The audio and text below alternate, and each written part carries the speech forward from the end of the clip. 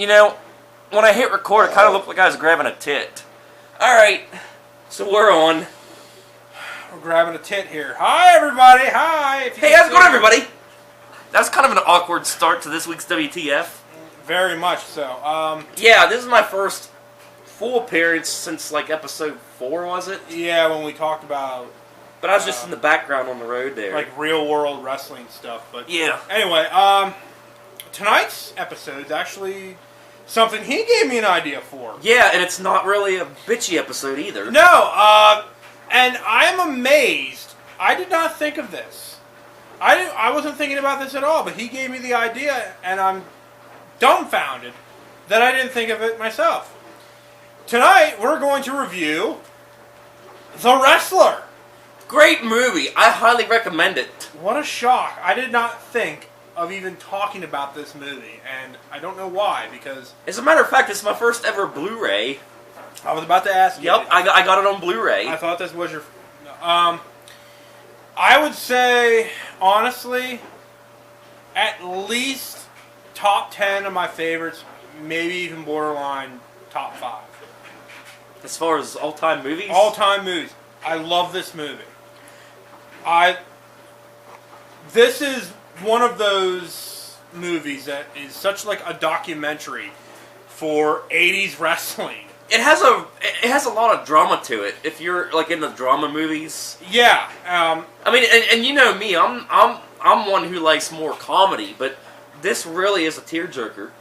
Oh yeah, big time. I'm just gonna say right now, we're probably gonna go heavy spoilers for this. So if you haven't seen this and you want to see it, go see it.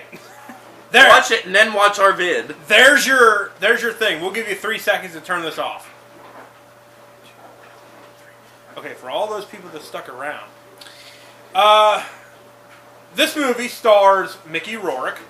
You might know him from action movies from the 80s, but yeah. This was, they really call, what did they call this?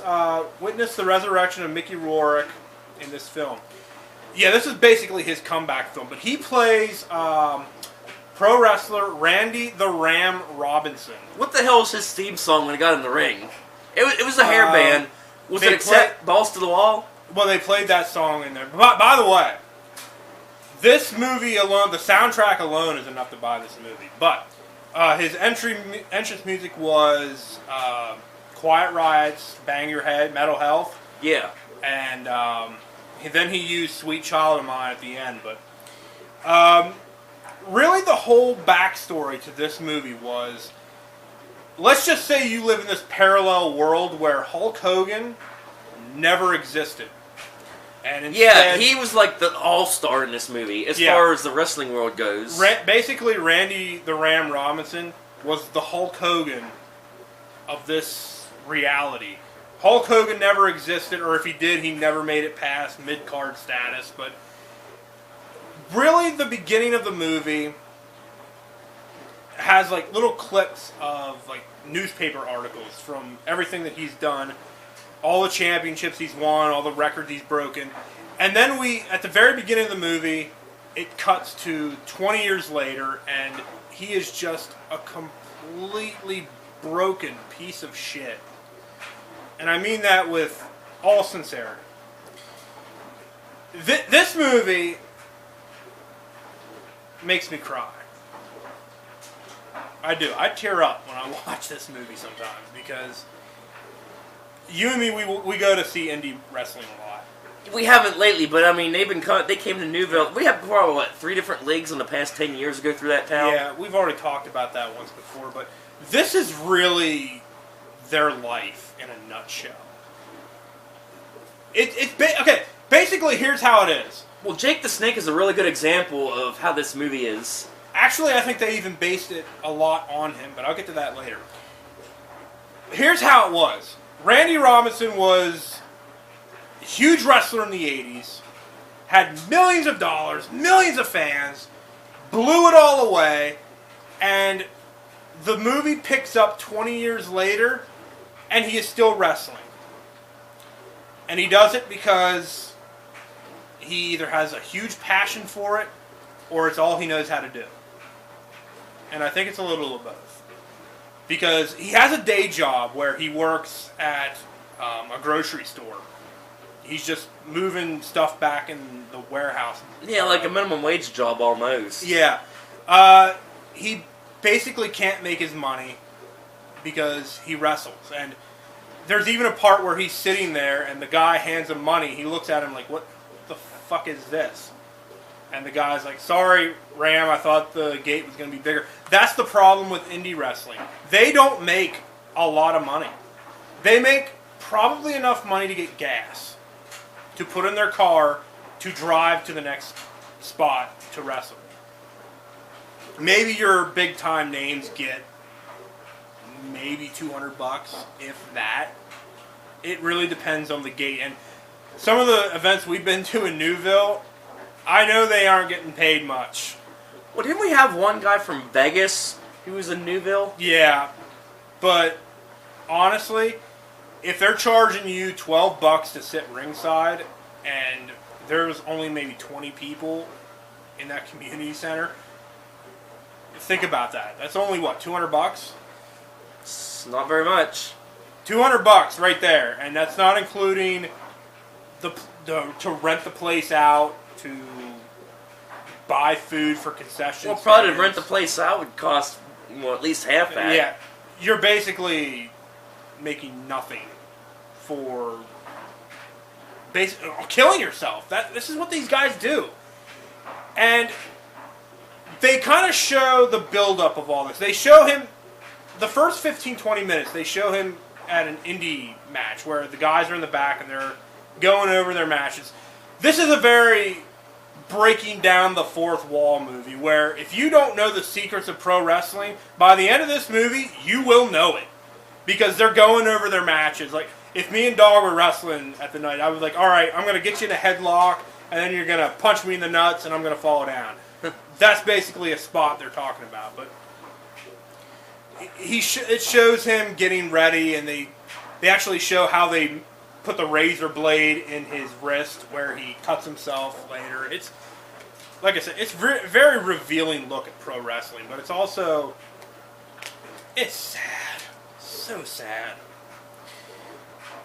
But there's a bright side to this, because Mickey Rourke's character, Randy the Ram, frequents a adult establishment, aka a strip club. Oh yeah, he kind of met his woman there, right? There is a particular woman there. Her name is Cassidy, played by Marissa Tomei. And by the way, Ashley, I love you to death, honey. Marissa Tomei looked fine in this movie. Oh my God! Oh yeah, by the way, wasn't that even a boob scene? She gets naked. Yeah, it was a boob scene. For those of you out there that were wondering, I calculated this last night. She was, I think, 44, 45 when she made this movie. God damn. Well, it doesn't show it, that's for sure. She looked amazing in this movie. I'm sorry. I apologize. Sorry, Tina. My girlfriend is in the corner here, and she's pretending not to care. She'll understand. But really, there's a parallel between strippers and wrestlers. This is kind of a real-life thing, because they're both selling something. Wrestlers are selling the illusion that they're just these violent meatheads who like to beat the shit out of each other. Strippers are selling the illusion of sex appeal and lust, and pretty much when people go to a strip club, one of the main reasons why you go to a strip club, besides seeing titties. Oh yeah, I was going to say, see titties. Surgically altered titties at that. But one of the big reasons is that you can walk into a strip club and feel like the coolest dude in the world, because the women are flocking towards you. And deep in your mind, you're thinking, okay, I know why they're doing it. Because I have a wad of 20s in my pocket and they want it. But just for a minute, you think to yourself, these women want me because I'm hot and I know it, you know. No, they think the money's hot. They think the money is hot, but it's fun to imagine. Okay, that's what wrestling is. I watch wrestling because it's this phony gladiatorial combat where these guys are supposedly trying to kill each other. I know they're not trying to do it. I go to a strip club. I know the women are not flocking towards me because of my rugged good looks and my tight, firm buttocks, okay? I know this. They want the money that is in my pocket. And once that money is gone, they want nothing to do with me.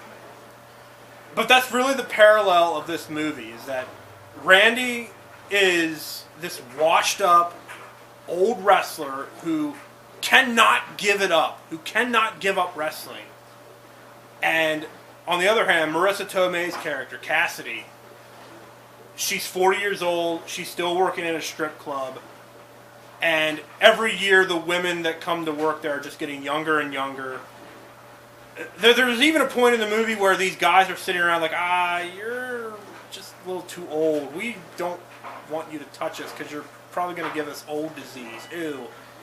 You know?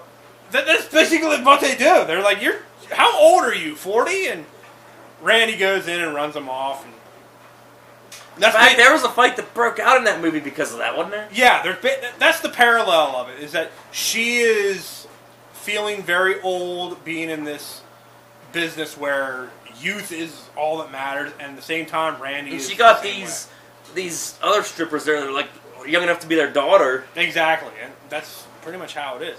Oh, by the way, her titties are pierced in the movie. Yes. Yeah, if you like pierced titties. And, yep. So, pardon me. After burp from the brew review. Yeah. Really the build-up of this movie is that one of the promoters tells Randy that he is able to get a rematch with his biggest match ever. His biggest match ever was in Madison Square Garden against a wrestler called the Ayatollah. And he's like, this is a chance to have a rematch. 20 years later, we're going to bring these two old guys back in the ring and they're going to duke it out one more time. And Randy's like, hell yeah, because it's going to be a great payoff. And the best way I can equate that is if, like, let's say Hulk Hogan could wrestle Andre the Giant again. Andre the Giant's been long dead. He died back in 93. So you can't bring him back. It'd be cool if you could. Like zombie Andre the Giant. That'd be awesome. But couldn't even kill him. Yeah. But if Andre the Giant were still alive, that would be the equivalent. How about if Andre the Giant was a vampire like on True Blood? There you go. He could be wrestling for like 2,000 years. He would need a lot of blood for it. Because that fucker was huge. But that's basically the equivalent of what this match is. Like, this is Hulk Hogan, Andre the Giant again. Randy Robinson wants to wrestle the Ayatollah again. It's going to make huge money. But then his health takes him to his heart. His heart. His heart just can't take it. But first, wait, there's more. Yeah, they have a scene where he's buying steroids and drugs and pills from this dude. He spends over $900 for drugs from this roided motherfucker. And it shows him, like, literally pumping the steroids into his head. Like, he's doing everything he can to just keep going, to keep wrestling, because it's his passion. And they have oh my god, this match. They have a hardcore match where they're literally killing each other. Like, I say it's fake fighting, but they're literally trying to destroy each other with barbed wire and thumbtacks and tables and staple guns and broken glass and windows. I liked that kind of wrestling when I was in 97 when ECW was doing it. Or Stranglemania. I still have those VHSs. I'll probably review them sometime. Yeah, that's an idea, yeah. Future WTF episode. Yes. But I don't want to watch that shit all the time now. I think I've grown out of it. But there's I think the group is still going, called Combat Zone Wrestling. That shit was from Japan or something, wasn't it? Yeah. That hardcore stuff. But, anyway, Randy has a heart attack. And Well, Doc says he can't wrestle again or something, yeah, right? the doctor basically tells him, "You're never wrestling again." And Randy's like, "Fuck you! I'm gonna wrestle because it's what I do." And he gets out there. He starts trying to work out, but suddenly he realizes that his heart just can't take it. And this is kind of his wake-up call that even Cassidy, the stripper, even mentions to him, like, "You should go." In fact, she was concerned about it, like, very concerned. Mm-hmm. She says, like, "Well, where's your daughter at?" Because he has a daughter. Surprise, surprise, he has a daughter. And of course, And she was pissed off at him. it's the tragic story of, here's this wrestler from the 80s, which, I don't know how much you know about wrestling in the 80s. I know it was better than the wrestling now. Yeah. I'll ask you this question. I'm going to answer this question. Yeah, how many days out of a month do you think a wrestler in the 80s was out in the road wrestling? How many days out of the month? Yeah. Ballpark figure. I don't know, probably a third of them. You're actually a little off. They actually went almost 28 days out of a month wrestling. Oh, really? Yeah. Wrestling in the 80s was crazy because it's nothing like it was nowadays. They were out there 28 days out of a month. Almost 360 days out of a year. And if you were a champion, that was even worse. Because you were the ones filling up the arenas. So imagine being away from your family for that long. You're basically home long enough to mow the grass. Or take a shit. Or take a shit. And then you're back out on the road. You can't sustain a relationship like that or a family like that.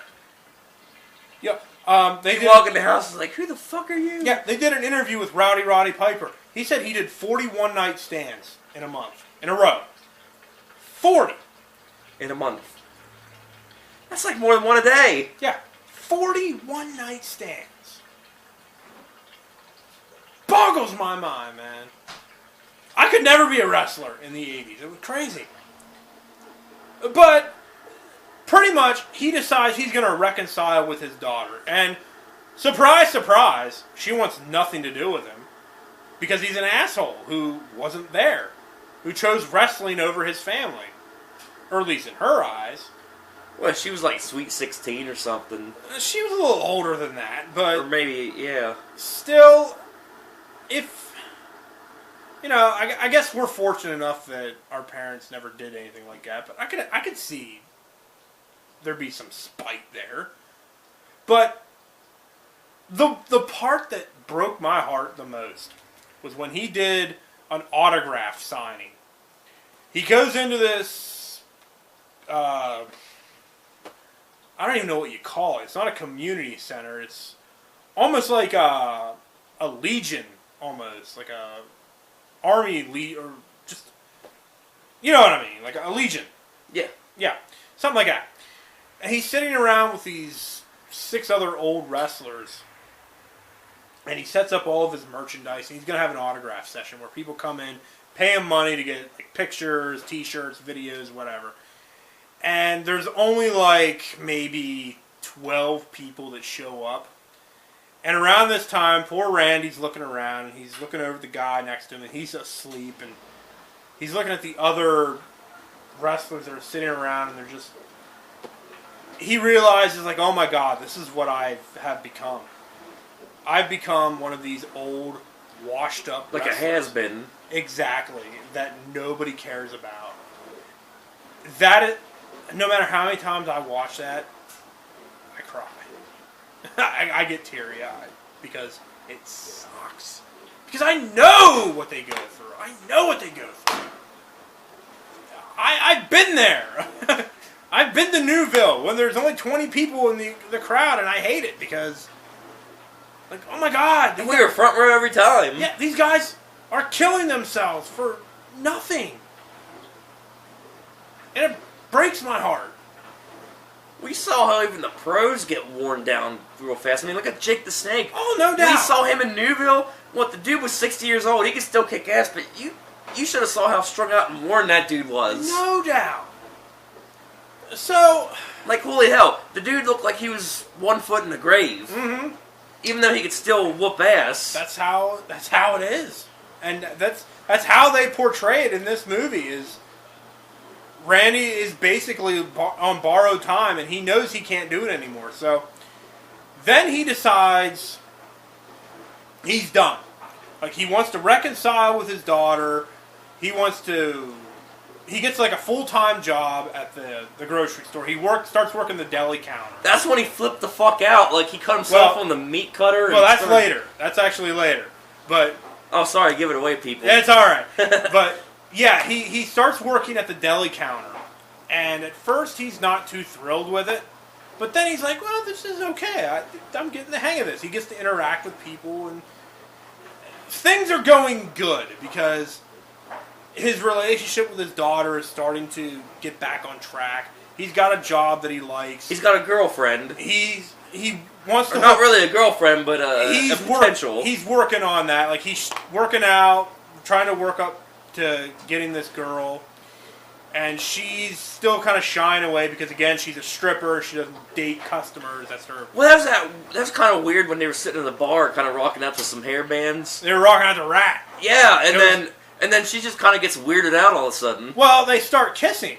Yeah. And she's like, no, I can't do this. She's like, There's actually a funny part there where he's like, well, wait, you promised me 1 beer. And she had like half a beer, and all of a sudden she just starts guzzling this shit and just runs away. Because she's afraid. She's afraid of commitment. So, everything's going great for Randy. He's officially retired. He has called up all of his promoters and everything, and he says, like, I'm done wrestling. I'm at a good part in my life, and I don't need wrestling anymore. So you'd think that everything would be good, and there's no problems anymore. Wrong! Wrong! Everything just comes spiraling down because he tries to officially cement his relationship with Cassidy, and she blows him off. And of course, he gets pissed. And he goes... She doesn't blow him, she blows him off. She's like, I can't do this anymore. You're a customer. I don't do that. There's even another funny part where he throws a $60 at her, and it's like, go up there, shake your ass, and push your titties together, or do something. And he leaves. So he goes to a wrestling event, like an indie show, and he sits in the crowd, and he's like, oh my god, I want to fucking do this again. And he goes back, and people are going out to party that night. So he goes to a bar, meets a girl. Is that the one when he was like getting all drugged up? And, yeah. And he fucks the girl in the bathroom? He does coke, fucks the girl in the bathroom. Another funny part, a girl comes walking into the bathroom. She's like, oh my god, get a fucking room. And walks back out. Now, he goes home, falls asleep. And when he wakes up, he realizes, oh shit, I was supposed to meet my daughter for dinner that night. Well, guess who's not too happy with him? The daughter. The daughter. Her name is Stephanie, by the way. Really? Yeah. You know that name very well. I do. But, of course, she's beyond pissed. I would be too. And of course, Randy's begging her to forgive him. And his daughter, Evan Rachel Wood, is the actress that plays her. She does a great job of this. She basically looks right at him and says, I don't want to know you anymore. I don't want to talk to you anymore. As far as I'm concerned, you are dead to me. Now, not being a parent, that's probably one of the coldest things you could ever say to a person. If your child looks at you and says, I never want to see you again. I never want to talk to you again. You might as well just cut your balls off right there and smack them with a hammer and reattach them. Because that's basically what it is when a child tells you they don't want their parent in their life anymore. I couldn't imagine how that feels. That'd be cold. Very. And now getting back to what you were saying, this is where he flips out in the grocery store. But really the catalyst, they had to do this. They had to throw in the woman. You know which one I'm talking about. It's not the one who's like, a little more, no, a little Yes. less, no, a little more, Yes. a tad more, a little less. They added... That's like when you're moving your couch and she says, okay, 1 inch over that way, okay, half inch this way. They added the woman. They had to add one of these bitches. It was an old lady, by the way. I get behind these people in Walmart all the time. Where they're... Yeah, that we ranted about those on the things that piss us off. He's trying to give her, like, a quart of potato salad, and she's like, no, that's too much. I need less. And he pours a little bit out. He goes, okay, a little less. And she's like, no, more. He puts more in. And like, no, less. I think by the end of it, he just basically, like, puts his hand in there and just starts eating it. Like, he doesn't even wash his fucking hand. I don't think he's even wearing gloves. He just puts his hand in and just like, it's like, all right, fine. Here's your fucking potato salad. She's like, she says something sarcastic, like, well, it's about time. And then that's when he cuts himself on the meat cutter. Yeah, well, there's a guy that recognized him. Like, holy shit, you're Randy fucking Robinson. You were an old wrestler from the 80s. My God, you're old as fuck. And he flips out, and of course, he cuts his finger, and he's like, oh, God damn it! And he starts punching everything in the shelves. But the funniest part is his manager comes up and he goes, Randy, this is a place of business. You can't be talking like that. Okay. Have you ever hurt yourself doing something? Have you ever, like hit your knee on something or hit your hand on something? Oh, yeah. Do you ever, like, hold your hand and say, oh, fudge. Gosh, oh, no. Gosh darn it. Son of a biscuit, this hurts. No. You're gonna swear. It's human nature, people. I just thought that was funny. The guy's like, what are you doing? This is a place of business. You can't talk like that. And that's where he's like, fuck you, I quit. And he starts throwing shit around. He's punching shit on the way out. And so he calls up his... Oh, yeah, I forgot about that one little part when he walked in on the manager watching porn. Oh, yeah. I had to bring that up. Yeah. It was hilarious. I do remember that. And then my manager was like, you shouldn't be in here. Yeah, he's like, don't you know how to knock? He goes, let's try this again. No, seriously, try that again. And so he closes the door and he's like knocking on it. And the guy comes out. We kind of skipped over that. Yeah, that was a funny. There's just little parts in here. It's really funny. It was that was the most comical part of the whole movie, I'd say. Yeah.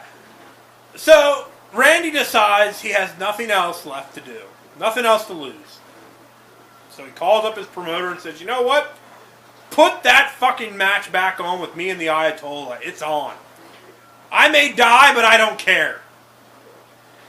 And that's where they play balls to the wall by Accept, because he's getting ready. He's fucking back into it. And he tells Cassidy, who comes to apologize, he's like, I'm going to wrestle in this match. And she's like, but you could die. And he's like, I don't care. So he goes to do his match.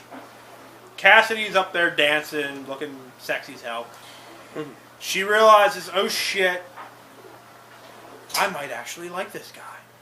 So she runs off stage, and she gets in her car, and she drives to this event. And she tells him, please don't do this.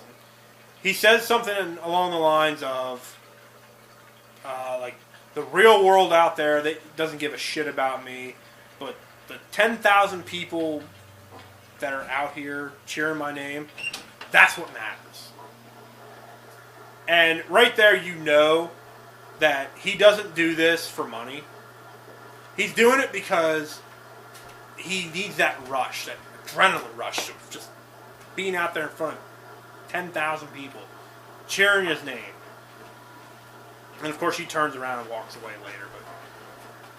But during the match, of course, he's starting to have heart problems.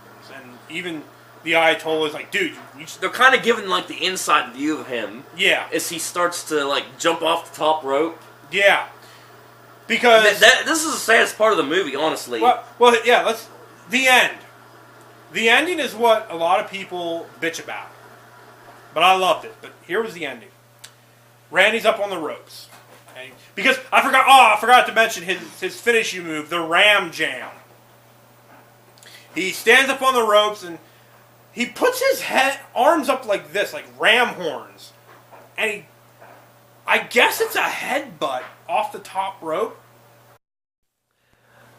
Okay, sorry about that, people. We're kind of having difficulties. A fucking battery died on us. Our camera... Did we really go 45 minutes there? We might have. I don't know. All right, but anyway, we were there toward the end of the movie. We were talking about the end, and he blacked out and stuff, and yes, we were recommending the movie, so... Highly recommend this movie. Yeah, as I was saying, when the camera died, I bought the Blu-ray for like $5. Best value ever. Yeah,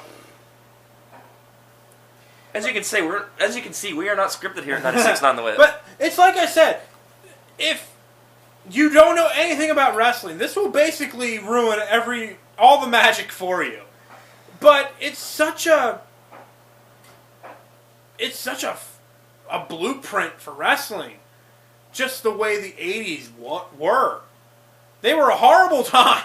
Yeah, like, when we were kids, we thought wrestlers had all the glam and glory back then, you know? Like, they did. When you're a kid, you think, oh, it's all glory. But then this movie basically gives you, like, the underbelly of it. Oh, and that's what I like about it. It was a glorious time, don't get me wrong. They made money. But it wasn't all glory, as this movie well showed. Well, Ric Flair even once said that for every $1 million he made, he spent $2 million. Yeah, he spent more money than what he was making, but it didn't matter because he knew he would always make $1 million. He was Ric Flair. And then you got Hulk Hogan, you know, he was pretty fucking famous, but now he's doing those Rent-A-Center commercials to pay for his divorce. Yeah. You should do a WTF on him.